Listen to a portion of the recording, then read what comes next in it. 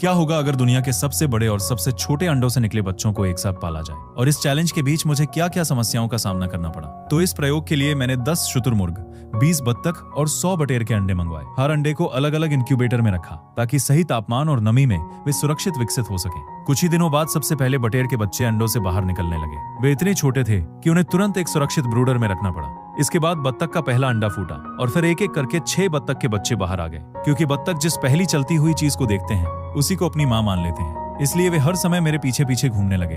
अब सिर्फ सबसे बड़े शुतुरमुर्ग के अंडे बचे थे। मैंने एक अंडे की जांच की कि कहीं कोई अंडा खराब तो नहीं हो गया। तभी उसके अंदर हलचल दिखाई दी। उसके अंदर एक जिंदा शुतुरमुर्ग का बच्चा था जो किसी भी दिन बाहर आ सकते थे। लेकिन एक समस्या थी, मेरा घर शुतुरमुर्ग पालने के लिए बिल्कुल तैयार नहीं था। इसलिए पूरे ऑफिस को एक बड़े नर्सरी रूम में बदल दिया गया। वहीं बत्तख के बच्चों को रखा गया। इसी बीच एक छोटे बटेर के दोनों पैर फैल गए। मैंने उसके पैरों पर छोटा सा बैंडेज लगा दिया और इंतजार करने लगा कि ये तरीका काम करेगा या नहीं। 3 दिन बाद आखिरी बत्तख का बच्चा भी अंडे से बाहर आया। उसका पूरा शरीर लगभग काला था, इसलिए मुझे डर था कि कहीं बाकी बच्चे उसे नुकसान न पहुंचा दें।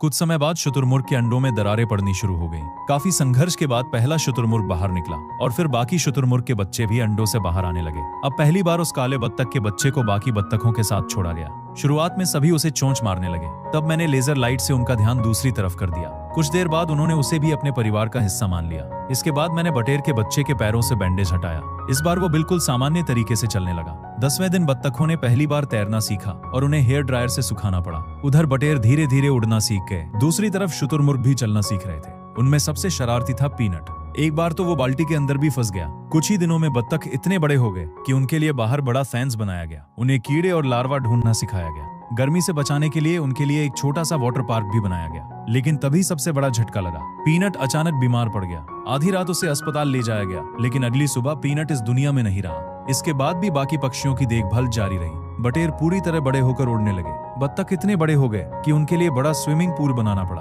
और शुतुरमुर्ग भी तेजी से विशाल होने लगे। आखिरकार समय आ गया कि सभी पक्षियों को नया घर दिया जाए। उन्हें लगभग 20 घंटे दूर अर्बन रेस्क्यू रांच ले जाया गया, जहां बटेरों को खुला वातावरण, बत्तखों को बड़ा तालाब और शुतुरमुर्गों को 3 एकड़ से भी ज्यादा खुली जमीन मिली। अब वे अपनी नई जिंदगी आजादी से जी सकते थे।